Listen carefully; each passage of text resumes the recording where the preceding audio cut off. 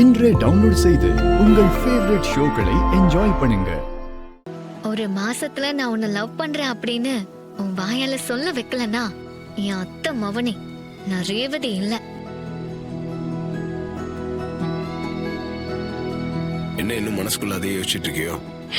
பாத்தியா, என் மனசுல நினைக்கிறது உனக்கு தெரியுது. என் மைண்ட நீ படிக்கிற அப்படின்னா உனக்கு என் மேல லவ் இருக்குன்னு தானே அர்த்தம். மனசுல லவ் வந்தாதான் ஒருத்தர் மனசுல நினைக்கிறது இன்னொருத்தருக்கு கேக்கும். அப்படிலாம் ஒண்ணும் இல்ல. என்னது? நீ சாப்பிடலையா? சாப்பிடுறேன்.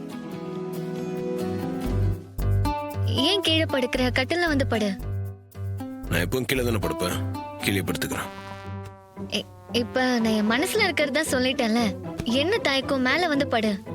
இல்ல, நான் கீழே படுத்துக்கிறேன், எனக்கு அது ஓகே தான். அப்போ உனக்கு உள்ளுக்குள்ள பயம் வந்துருச்சு.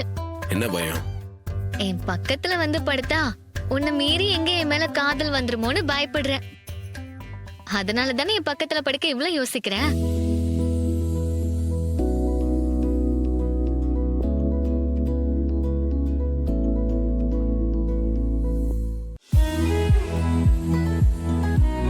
நீ மேல படுக்கலனா நான் கீழே வந்து உன் பக்கத்துல படுத்துக்குவேன். அத தடுக்காத. தடுத்தா உன் மனசுல சலனம் இருக்குன்னு அர்த்தம்.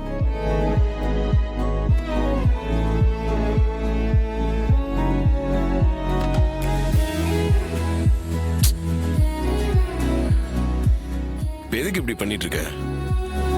சரி, நீ கீழே படுத்துக்க.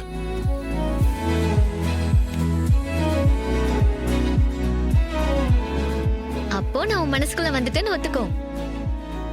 இல்லனா ஏன் மேல போய் படுக்கிற? நீ என்ன மடக்கி கேள்வி கேட்டாலும் என்கிட்ட அதுக்கு பதில் இல்ல.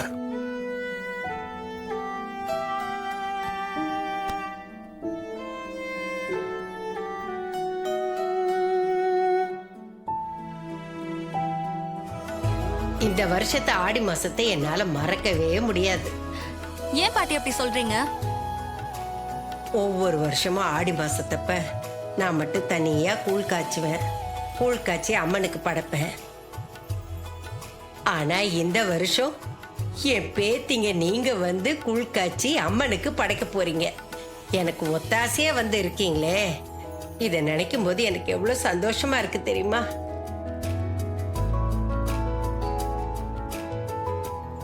பாட்டி கவலைப்படாதீங்க.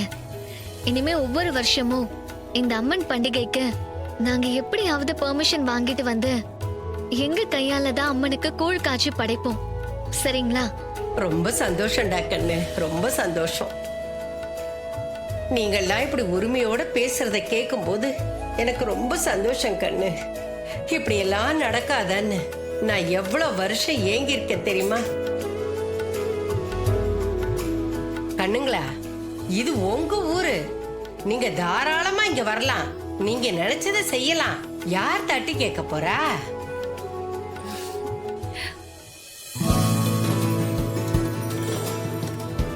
என்ன அத்தா திடீர்னு வந்திருக்க? ஊருக்கு ஏதாவது நல்லது சொல்ல வந்திருக்கியா? டேய், தெய்வ குத்தம் நடக்குதுடா.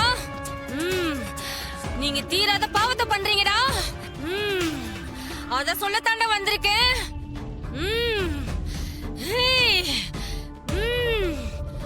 தெய்வ குத்தமாமே என்ன தெரியலையே. என்னப்பா இது தெய்வ குத்தங்கிறாங்க? என்ன அத்தா சொல்ற?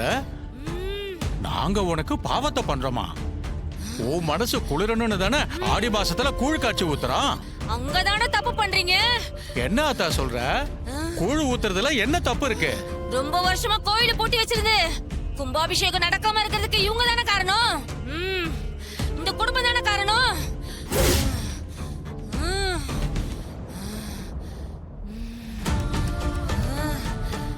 தெய்வ குத்தம் செஞ்ச அந்த குடும்பத்துக்கு ஏன்டா முதல் மரியாதை கொடுக்குறீங்க? என்னால ஏத்துக்க முடியாது.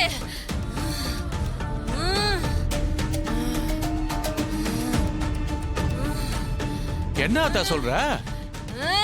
இந்த ஊர்லயே அவங்க தான் பெரிய குடும்பமாச்சே. இத்தனை வருஷமா அவங்களுக்கு தானே முதல் மரியாதை கொடுத்துக்கிட்டு இருக்கோம். டேய், நீங்க செய்யறது சரியில்லைடா. அவங்களுக்கு முதல் மரியாதை கொடுக்க கூடாது, கொடுக்க கூடாது.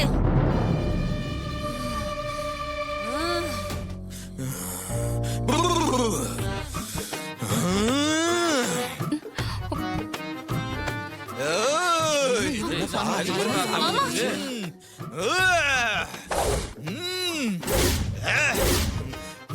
ஆத்தா வந்திருக்கட்டா நாய்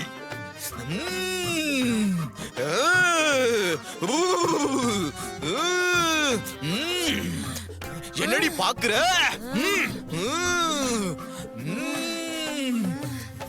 என்ன இவர் மேலே ஆத்தா வந்து கதை சொல்றாரு உண்மை அத்தான் ஒண்ணும் புரியலையே. என்னது ஆத்தா வந்திருக்கியா? ஏற்கனவே ஒரு ஆத்தா வந்திருக்க. அப்ப இது யாரு? நான் தாண்டா உண்மையான ஆத்தா. நான் சொல்றத கேளு. சொல்லு ஆத்தா, என்ன செய்யணும்? பரமேஸ்வரி அம்மாவோட குடும்பத்துக்கு தாண்டா முதல் மரியாதை செய்யணும். ஏய், இந்த ஊருக்காகவும் கோவிலுக்காகவும் எவ்வளவோ நல்லது செஞ்சிருக்காங்கடா. அந்த குடும்பத்து மேல வீணா பழிய சுமத்தி முதல் மரியாதை கொடுக்காம இருக்கிறது சரியில்லடா.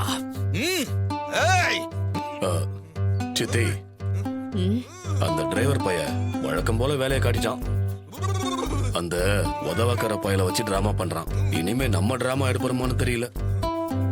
எனக்கு முதல் மரியாதை கொடுக்கறது தான் பிரச்சனையா? வேண்டாம், எனக்கு முதல் மரியாதையே வேண்டாம்.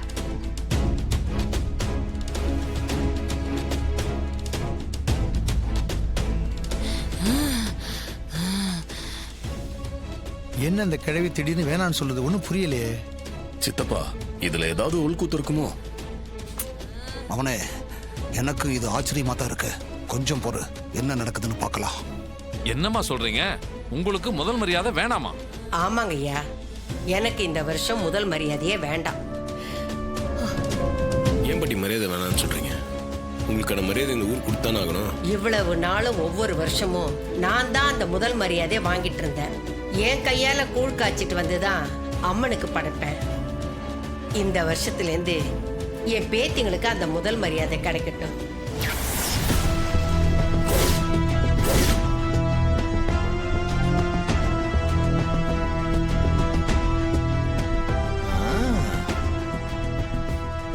இது நல்ல கதையா இருக்க.